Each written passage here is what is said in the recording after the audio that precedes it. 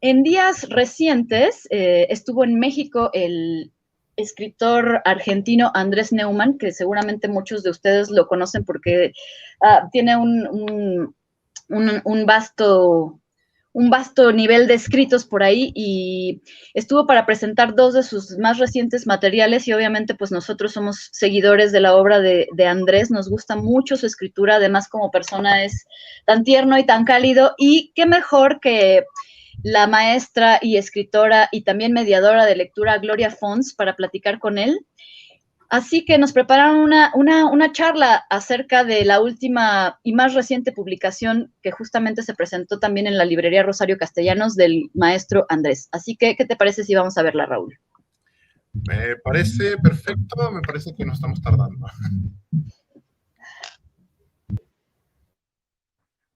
Hola, mi querido Andrés.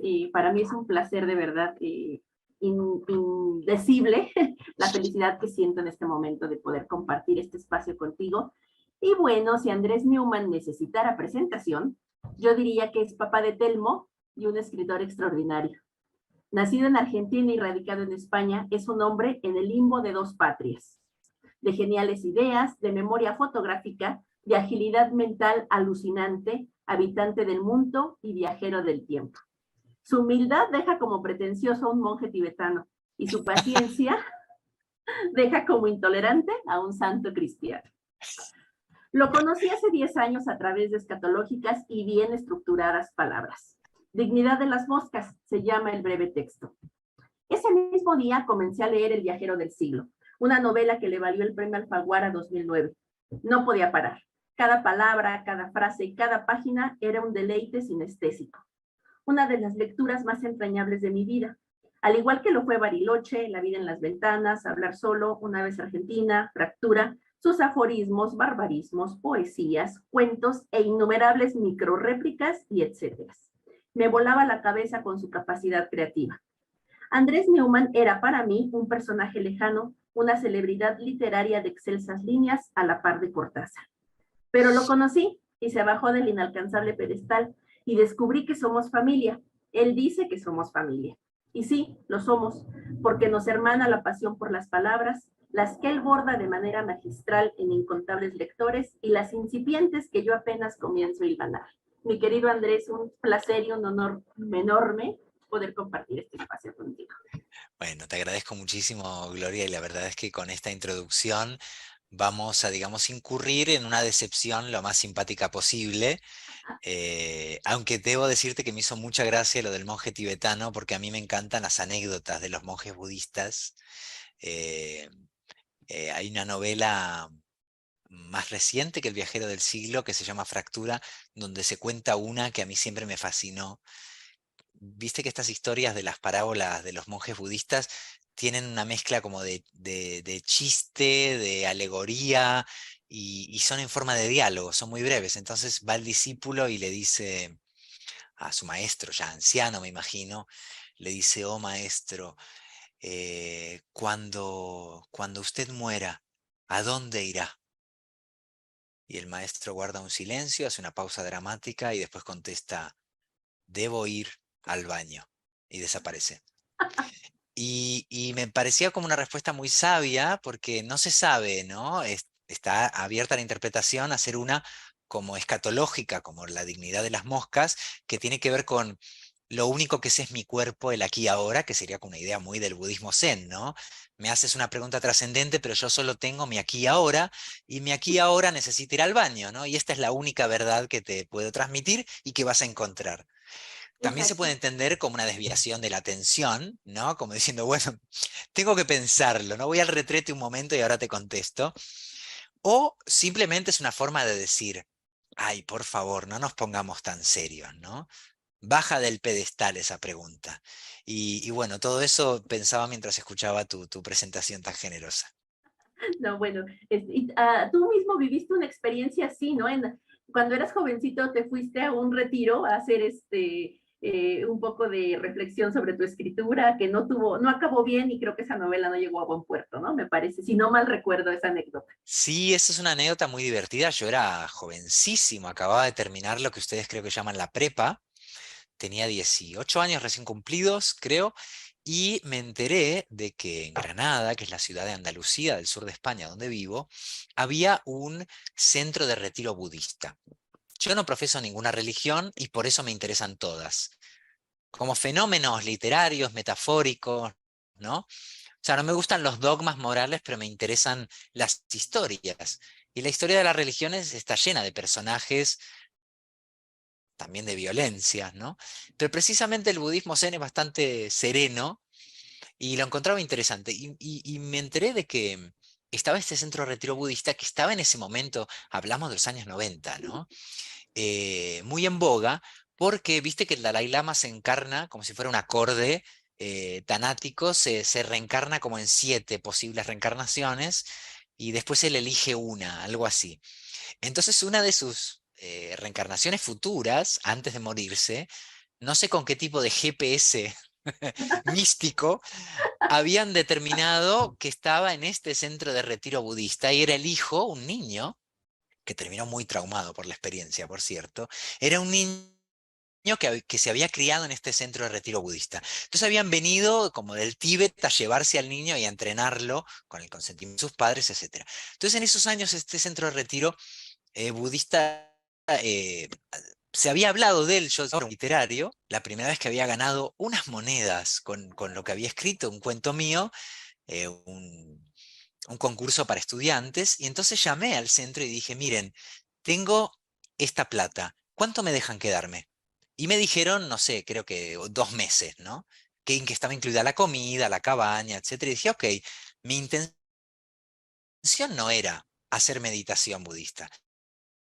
Mi intención era escribir una novela. Yo consideraba que necesitaba mucha concentración, mucho espacio, mucho silencio, y dije, bueno, en mitad de la montaña, rodeado de monjes budistas, parece un buen lugar, ¿no? Era un lugar que no tenía corriente eléctrica eh, y que tenía una dieta como muy estricta. Me parecía que había algo como del prescindir del ruido, que en ese momento era menor que hoy en día. Creo que hoy necesitamos 2 centros de retiro, no uno, ¿no? Eh, Dije, a ver qué pasa. Bueno, me lo pasé genial, conocí a gente muy interesante, a grandes personajes. Escribí una novela que me salió pésima y que nunca se publicará, pero aunque el libro que escribí fue horrible, lo interesante es que regresé a casa con la certeza de que la disciplina de escritura, la inmersión en am, una rutina diaria literaria era lo que más feliz me hacía y que yo me quería dedicar a eso. Así que ese fracaso budista fue el inicio de una carrera de novelista que, bueno, dio frutos unos años Muy poquitos después. años después y muy buenos frutos, ¿no? Después vino a los 22 años Bariloche, ¿no? Claro, que fue la primera novela que publiqué, que tuvo la suerte de que y entonces la publicó Anagrama, fue la novela que traté de escribir. Y eso es lo La interesante, primera fue la ¿no? budista. No, y hubo otras incluso Hubo antes, aún peores. Te quiero decir que cuando dicen, ay, y con tu primera novela ya te fue bien, en realidad sí, no, porque había claro. habido un pequeño historial de fracasos, dudo que algo estoy seguro.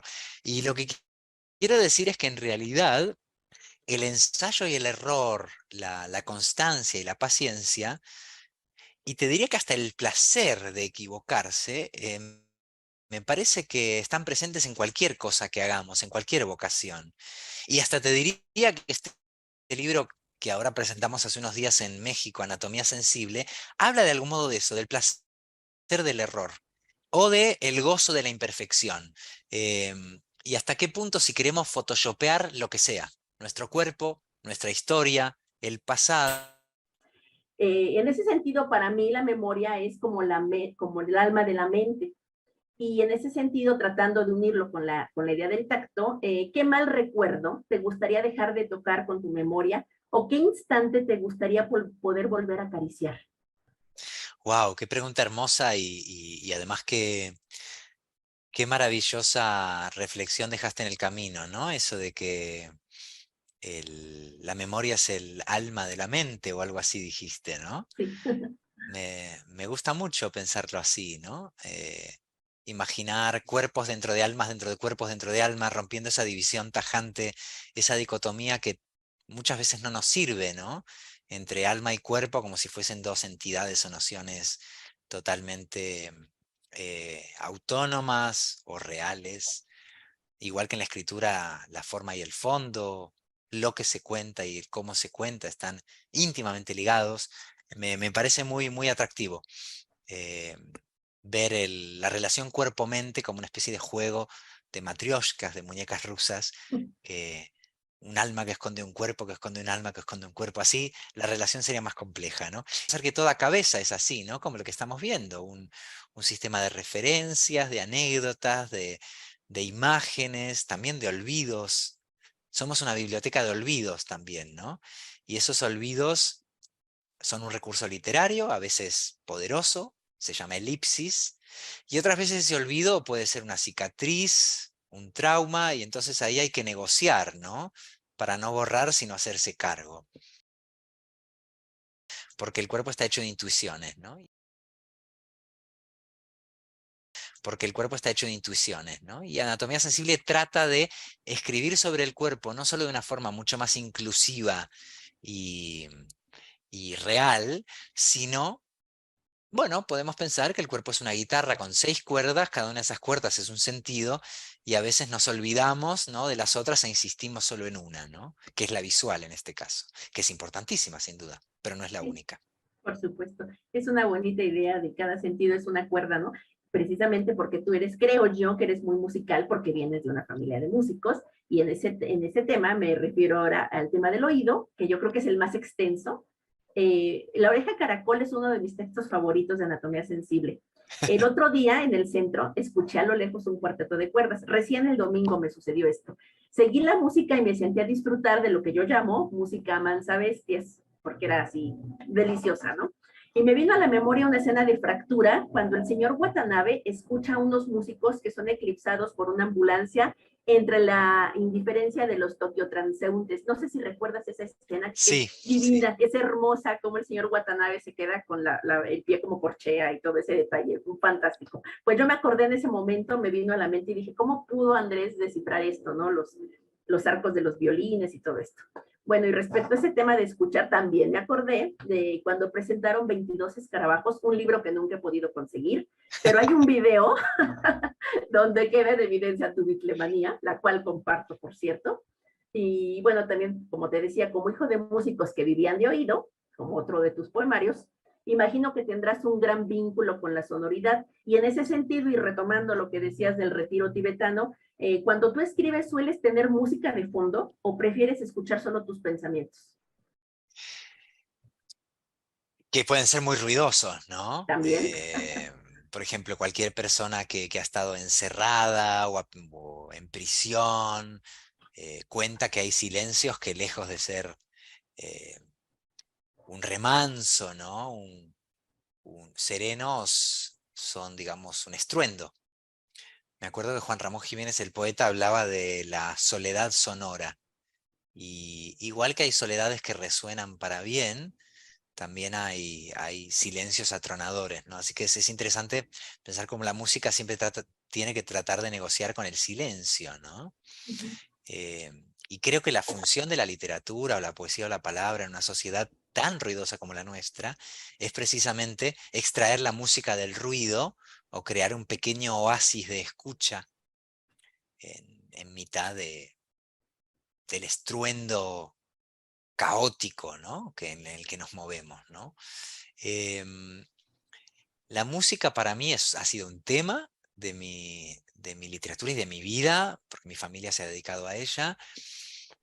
Es también una manera de enfocar el lenguaje. Creo que es importante recordar que la escritura tiene su fraseo, que es un término que me gusta mucho porque remite tanto al mundo de la música como al mundo de la literatura, del verbo, ¿no? El fraseo, qué hacer con las pausas, con la sintaxis, con el orden del habla, que creo que, bueno, el instrumento más hermoso que tenemos es la voz, y, y la voz es capaz de toda clase de melodías y de cadencias, y siento que la literatura de algún modo objetiva esa capacidad que todo el mundo tiene, ¿no?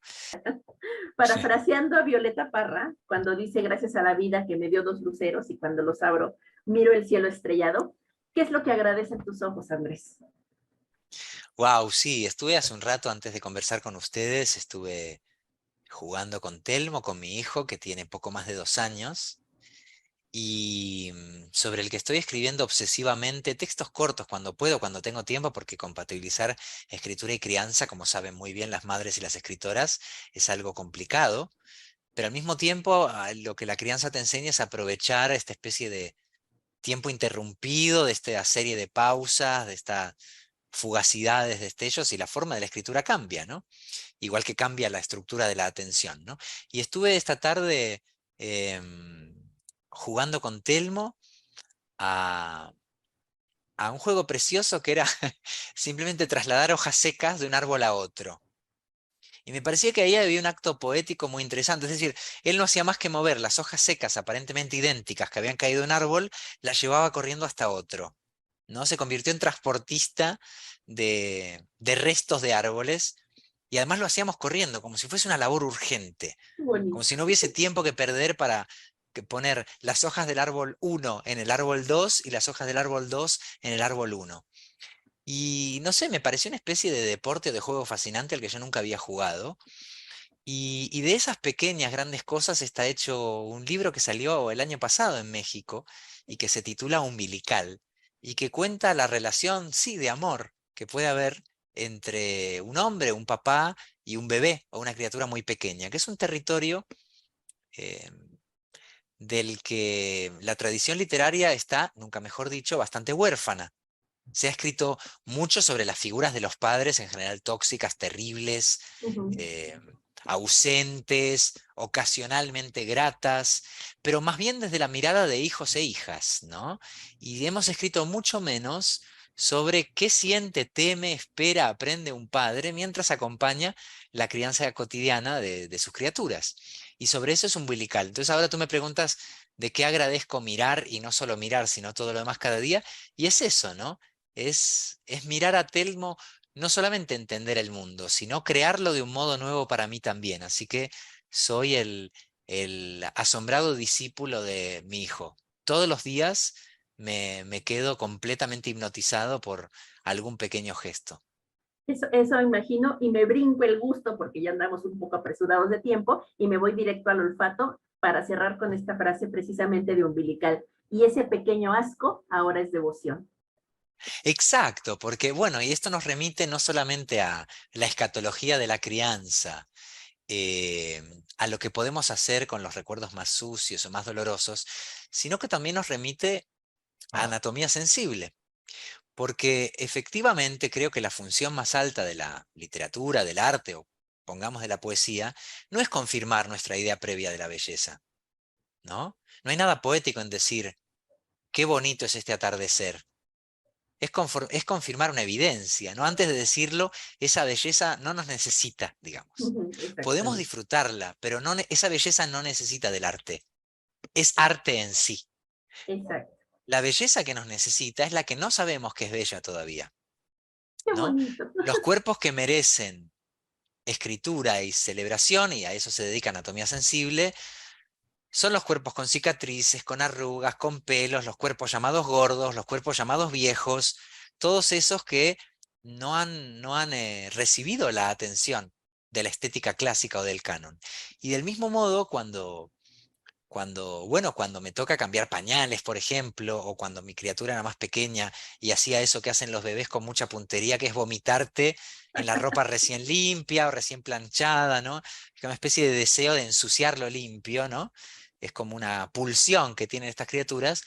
Y yo, que soy una persona, o creía serlo, más bien aprensiva, Ujú. y me preocupaba antes de que naciera Telmo, ¿no? ¿Voy a saber manejar estas suciedades sin eso, sin asco, sin distancia?